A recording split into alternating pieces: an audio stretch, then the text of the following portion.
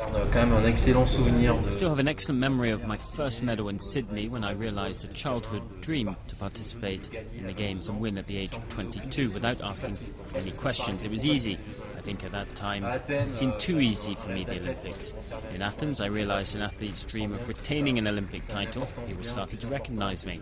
And today, yes, this medal has a great story behind it. It's particularly special because I knew that I came from so far. Belle saveur parce que je sais que je reviens de loin.